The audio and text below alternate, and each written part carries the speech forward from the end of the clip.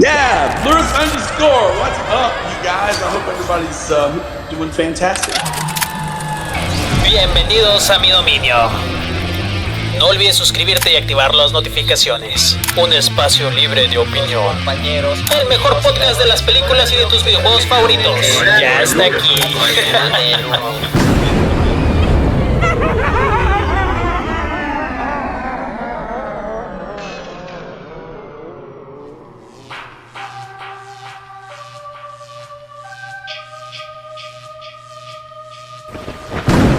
¡Hey! ¿Qué tranza, gente? Aquí Lurus otra vez con un nuevo podcast para todos ustedes. Y así es, gente, el día de hoy les traigo por fin un preguntas y respuestas con el mismísimo, el único e inigualable TIO HANK, traído directamente desde la película de Five Nights at Freddy's a tu canal de confianza, Lurus-bajo. Y al igual que Jay Kinder Martin y Ryan Reinikie, el día de hoy el TIO HANK tiene un mensaje para ti, querido suscriptor. Ahora sí, sin nada más que agregar, You don't have to be shy here. We're all friends.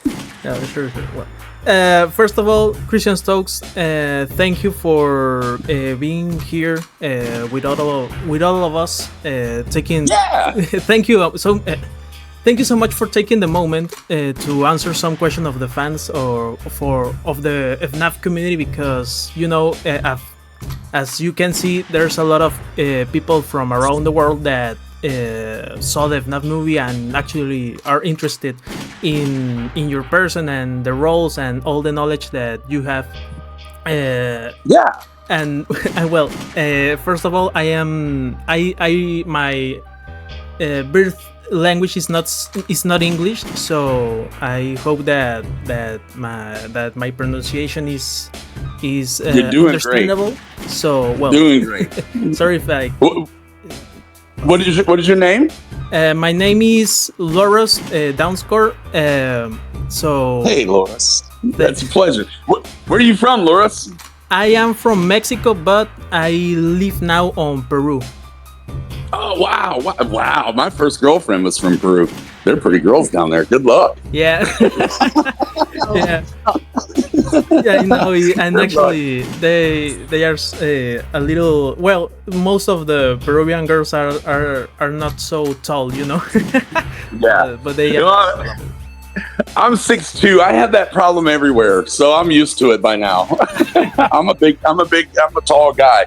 Hey, listen, I just want to say, you guys thank me for being a part of it, but listen, I need to thank all of you because you made me a part of it, right? So I'm glad to be here, but I would not be here without you guys. So anything and everything that has happened to me because of Five Nights at Freddy's, it's because of you guys, 100%. So I am.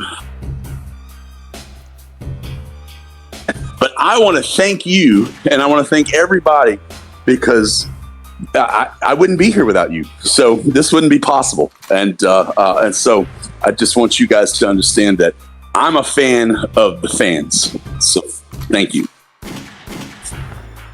Thank you so much, Cristian Stokes, for your works, and we really appreciate it. I can say that all of the people present here think the same way. Well, awesome. If you don't mind, I will ask you a few questions. So sure. I hope you can answer all of them. Absolutely, I will do my best. Thank you. Well, first of all, the first question is, what was your best and worst thing that happened to you during the filming of the Five Nights at Freddy's movie?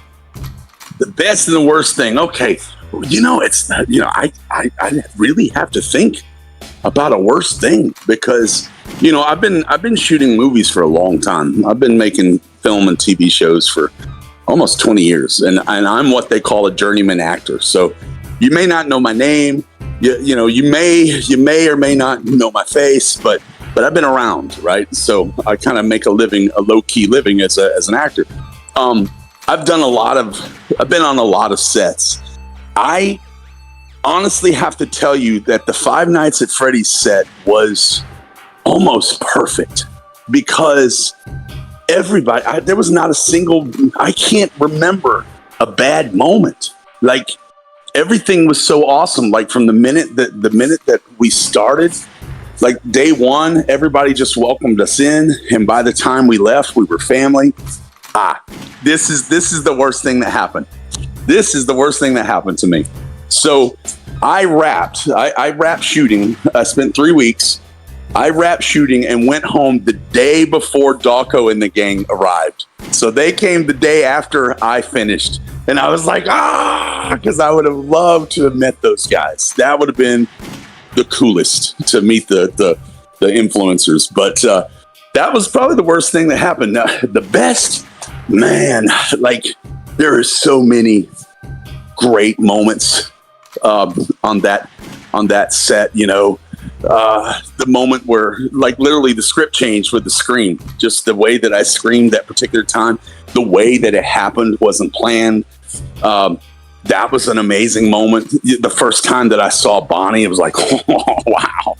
You know, the getting into the Sparky suit. Although I will tell you, the Sparky suit was a challenge because you're in that suit, and I think Kat talked about it a little bit. It was so cold. The floor was cold, and my butt fell asleep. My legs are falling asleep, and I'm cramping up. But you got to play dead, so you can't. You know, you're there for an hour, and your circulation in your legs have been cut off, and you're like going, okay, well, this is what it feels like to be dead. You're cramping up, and you're miserable. So lean into it. So it was fun, but I was inside the Sparky helmet, my head, so I actually kind of slept through some of it. So I was okay. I was asleep. It's a very good chance that I was asleep in the bit that they filmed me in that moment. So, but no, there was, like, every day was a great day. Like every day something fantastic happened. So, and every day it seemed to top the next. In fact, I just put out a video on my TikTok about that had my broken arm. And I did a little video pretending to be Wolverine. That was pretty funny. So if you haven't checked that out on TikTok, check that out. It's pretty. I think it's funny. Of course, what I think is funny may not be funny at all, right? Man, that's awesome. I will check that video in a couple of minutes. And sure. Well, for context too, I've been a FNAF news content creator during the past year, and actually I've seen, well, in my channel I've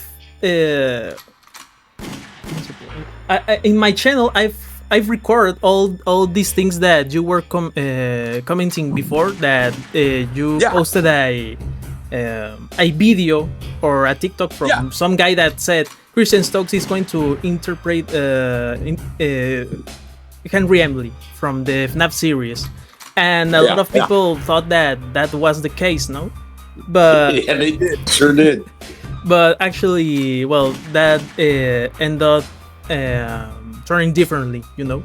So for the next question, Cristian Stokes, is from your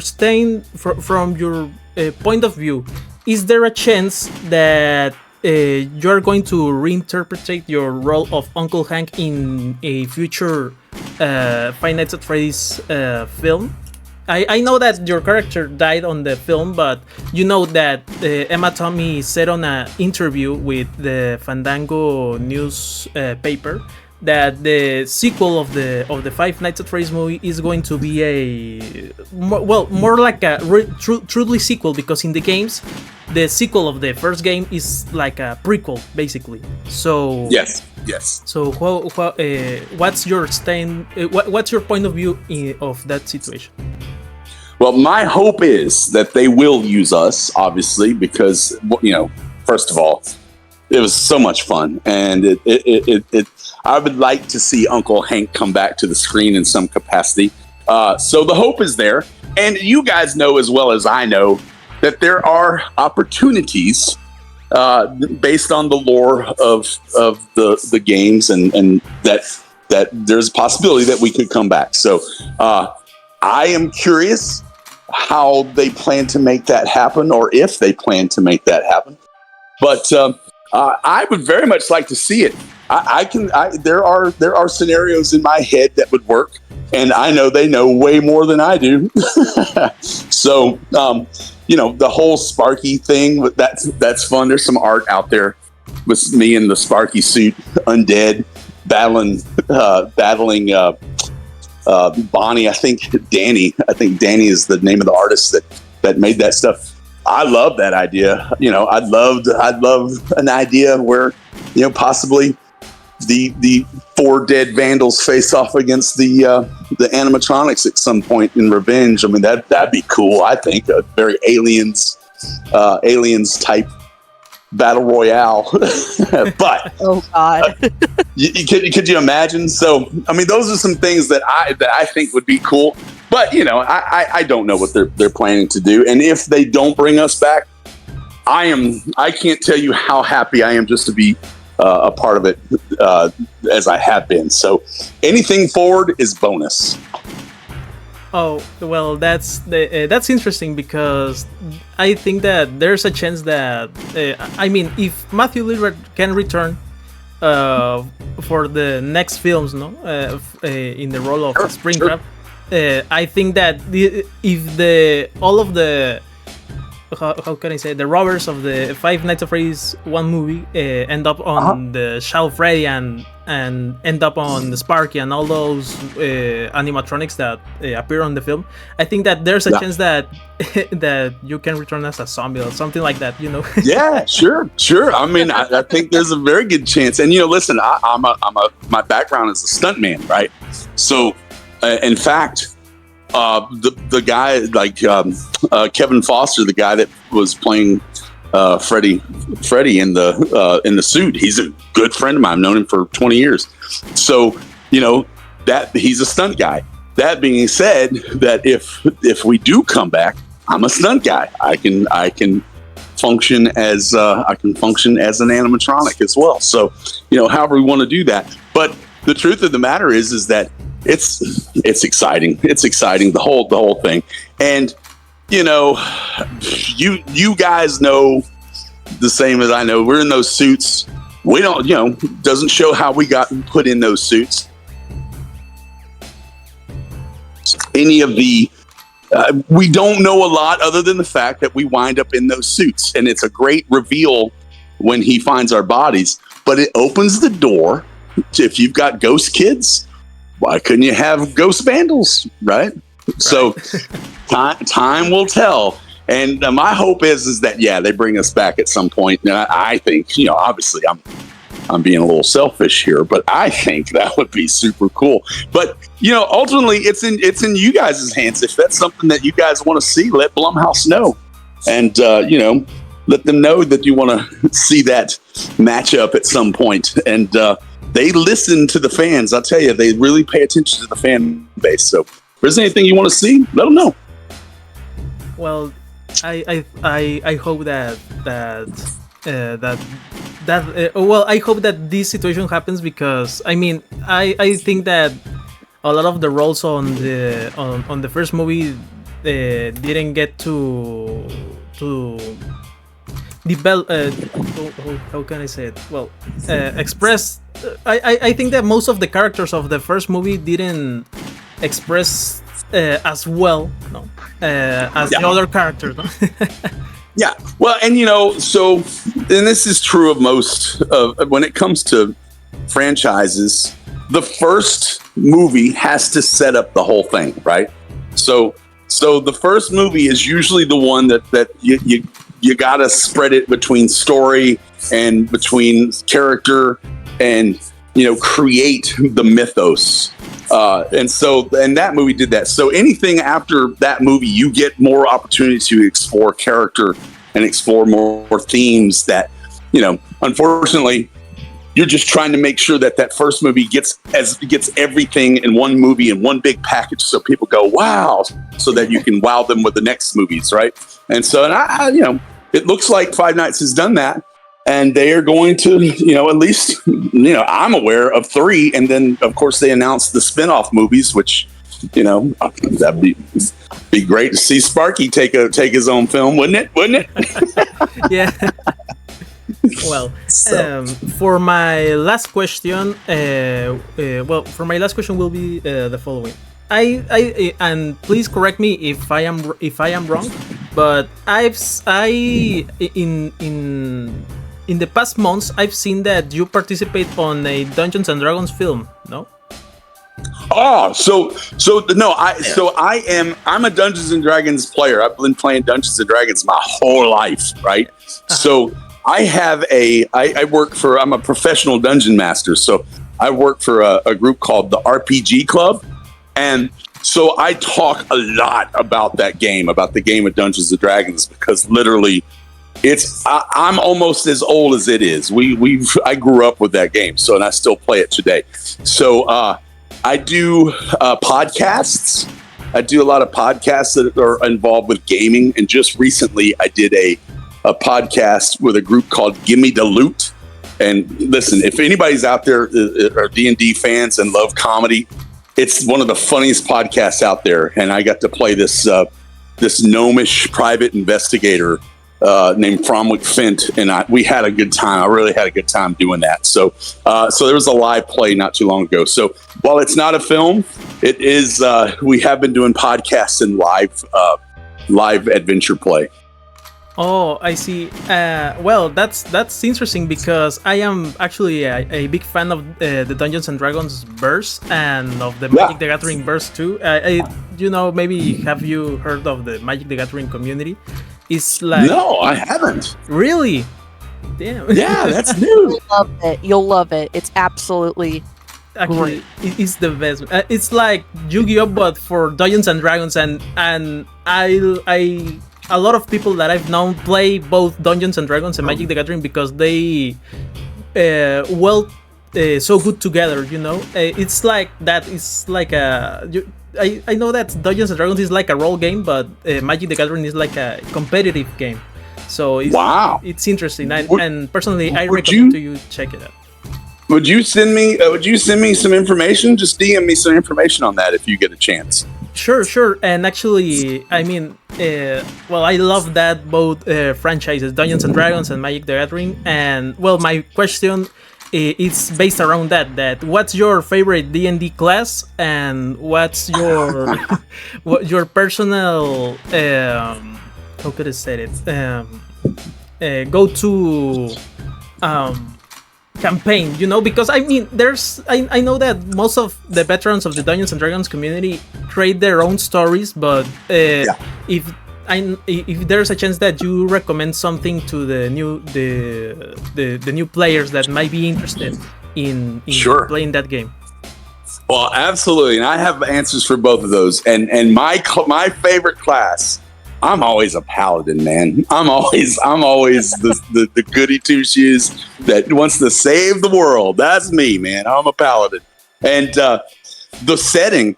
So I started playing in 1983, and in 1983 it was a bunch of homebrew campaigns, right? Everybody's kind of doing their own thing, like you said. But there wasn't a lot of people playing where I grew up, so I had to buy the modules, and the modules were set in the world of Greyhawk, and the world of Greyhawk became my setting, right? So Forgotten Realms came out later, next. They came out after that.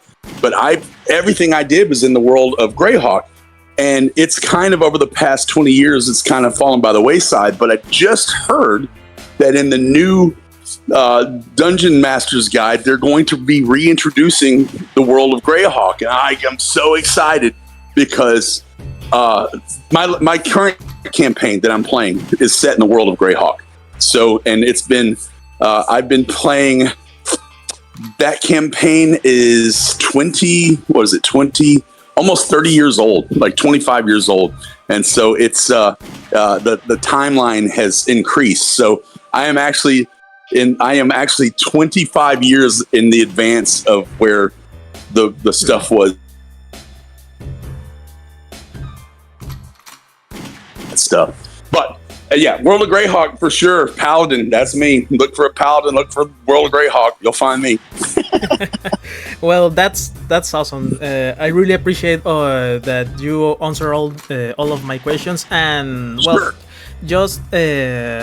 I just wanna thank you for all these things, you know, because a lot of the actors and the stunt actors of the movie are like so difficult to talk with and all this stuff, and I really appreciate and that you really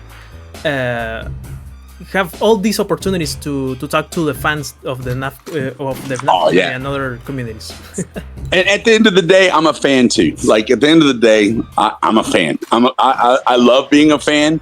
I love Star Wars. In fact, the Marvel stuff was my Five Nights at Freddy's because I grew up reading Marvel comics, and I was like, man, I wish they could make Marvel movies. And then they started making Marvel movies, right? And I was 20 years old and they started making Marvel movies.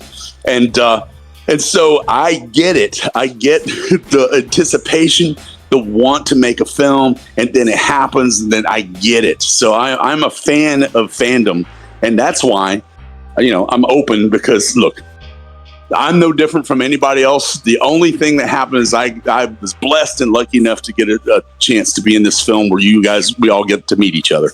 So, I'm thankful for that. Yeah, and just for the last, is there a chance that you can give a shout out to my YouTube community?